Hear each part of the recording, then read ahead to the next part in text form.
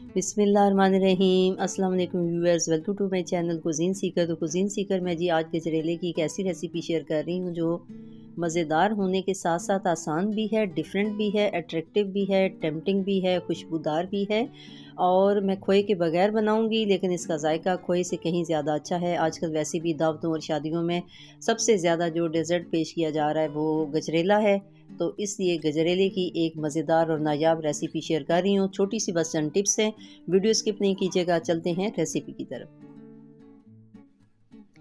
तो यहाँ पे मैंने गाजरें ली हैं 2.5 किलो, और ये मोटी गाजरें हैं कि गजरेला जब बनाएं तो गाजर मोटी लें।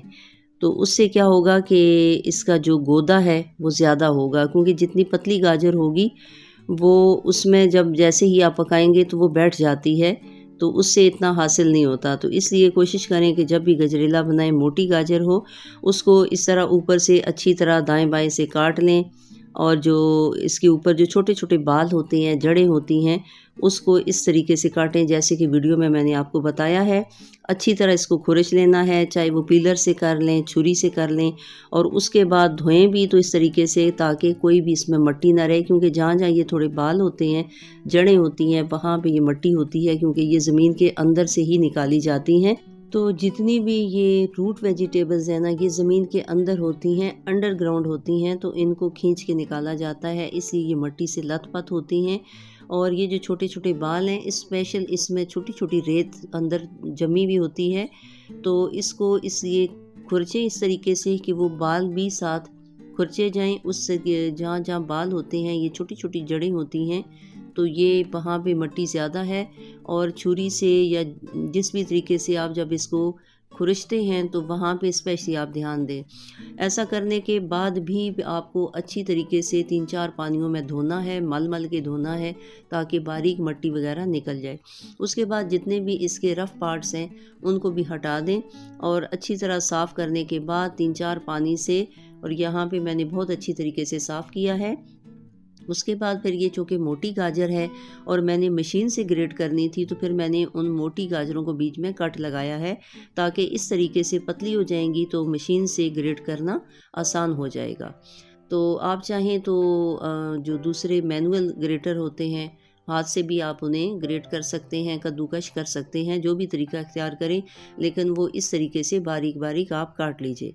तो मशीन से ये है कि आसान हो जाता है। अब इतनी सारी गाजर थी तो मैंने 2 दफ़ा ही इसमें किया, और ये सारी अच्छी तरह ग्रेट हो गई। तो मोटी गाजर से ये है कि वो आपको जो गजरेला है वो अच्छा बनेगा। थोड़ा खड़ा खड़ा उसके अंदर जो है वो गाजर रहेगी। तो जो इतनी पतली गाजर होती है वो उतनी ही सॉफ्ट होती है, उसमें पानी ज़्यादा होता है, और जब आप उसे पकाते हैं तो फ़ौरन वो बैठ जाती है। तो यहाँ पे ये 2.5 किलो जो गाजर है, मैंने इसको अच्छी तरह ये देखें ग्रेट कर लिया। और मशीन से ये है कि वो बिल्कुल एक जैसे साइजेस होते हैं, तो वो देखने में भी जब पक के आती है तो अच्छी लगती है, टेम्पटिंग लगती है। अब यहाँ पे ये है कि गजरेला ज़्यादा मज़ेदार उसी वक्त होगा जब इसमें हम अच्छा दूध डालेंगे। अब ये दो भी तरीका है, छोटी छोटी टिप्स हैं, गौर से देखिएगा कि गजरेले को मज़ेदार कैसे बनाया जाता है और खुशबूदार कैसे बनाया जाता है। 2.5 किलो गाजर है और इसमें मैंने दूध तकरीबन 3 किलो से थोड़ा ज़्यादा ही डाला है। तो अच्छी तरह ये फ़्रेश दूध है, जो गवाले का दूध होता है, ये मैंने फ़्रेश डाला है। तो यहाँ पे 3 किलो से ज़्यादा दूध है। अब यहाँ पे पास रह के थोड़ा सा देखना है कि जैसे ही बॉयल आए तो फिर बेशक आप इसे थोड़ा हल्की आंच करें, लेकिन छोड़ के नहीं जाना किचन से। उसके बाद ये कुछ ड्राई फ्रूट हैं, बादाम है, खोपरा है और पिस्ता है, तो इसे भी मैंने चॉपर में चॉप किया है। तो बारीक छोटे छोटे दाने की सूरत में ये चॉप हुआ है।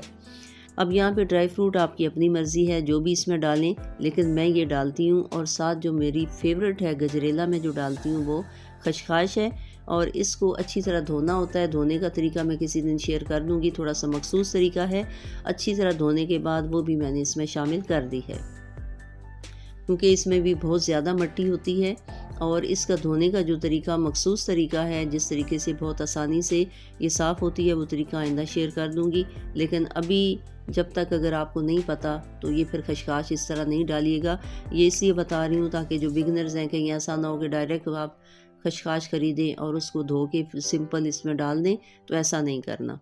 यहाँ पे दूध के साथ ही मैंने फिर ड्राई फ्रूट डाल दिया था, ताकि जो ड्राई फ्रूट का जायका है वो अच्छी तरह गाजर में और दूध के साथ शामिल हो जाए। साथ ही मैंने चीनी भी डाल दी है, और चीनी अपनी मर्ज़ी है, जो मीठा है अपनी मर्ज़ी से आप डालिएगा। यहाँ पे मैंने तकरीबन 1.5 कप भर के चीनी डाली है, तो वो फिर आप थोड़ा डाल के चख लीजिएगा कि आपको कितना मीठा चाहिए। तो जब दूध बिल्कुल खुश्क होना शुरू हो गया और गाजरें नज़र आना शुरू हो गई, जैसा कि आप वीडियो में देख रहे हैं, तो इस स्टेज पे मैंने देसी घी 5-6 चम्मच भर के डाला है। तो देसी घी इस तरीके से एंड पे डालना है जब बिल्कुल थोड़ा थोड़ा सा ये देखें रसला सा रह गया है, फालतू दूध पानी खुश्क हो गया है। तो इस स्टेज पे घी को डाल के अब यहाँ पे गाजर को भून लेना है उस वक्त तक जब इसका पानी बिल्कुल ड्राई ना हो जाए। जैसा कि आप देख रहे हैं कि अभी भी थोड़ा थोड़ा इसमें पानी है, इसको अच्छी तरह खुश करना है। तो इससे क्या होगा कि जो गाजर है जब ये भुनती है घी के साथ तो वो बड़ी ही मज़ेदार बनती है। इसलिए कुछ लोग गाजर को बिल्कुल स्टार्ट में घी डाल के भून लेते हैं, लेकिन उससे वो जायका नहीं आता जब तक कि दूध के साथ ड्राई फ्रूट के साथ आप पकाएं और बिल्कुल एंड पे देसी घी डाल के इसको भून लें। तो फिर देखिएगा कि वो जो जायका बनेगा, जो खुशबू बनेगी वो वंडरफुल होगी। अब यहाँ पे देखें पानी बिल्कुल खुश्क हो गया है, पैंदा नज़र आ रहा है। तो इस स्टेज पे ये देखें करीब से कि जब मैंने घी डाला तो उससे फिर शाइनिंग कितनी अच्छी आती है। अब करीब से इसका टेक्सचर देखिए गाजर का, कि जब आप मोटी गाजर लेंगे ना उसके बाद ये इस तरीके से टेक्सचर इसका बनेगा। जो छोटी गाजर होगी वो बिल्कुल बैठ जाएगी। तो इस तरीके से ये थोड़ी सी गाजर इस तरह नज़र आनी चाहिए और करीब से देखेंगे कितनी अच्छी शाइनिंग आ रही है। तो अब चूँकि ड्राई फ्रूट और दूध के अंदर पकी हुई है तो इसका जायका भी मज़ेदार है, वंडरफुल है, खुशबूदार है। ऊपर थोड़ा सा मैंने ड्राई फ्रूट स्प्रिंकल कर दिया और बग़ैर खोए के ये इस तरीके से बना के देखिएगा कि आपको गजरेला कैसे मज़ेदार लगेगा और बहुत ही वंडरफुल होगा, क्योंकि जो खोए वाला है वो थोड़ा भारी भारी हो जाता है। तो ये ऐसा गजरेला है कि बग़ैर खोए के ना इतना अच्छा इसका जायका बनता है कि जब आप बनाएंगे तो तारीफ़ किए बगैर नहीं रह सकेंगे। तो बस अपनी दुआ में याद रखिए, खुश रहिए, एंजॉय कीजिए। अल्लाह हाफिज़।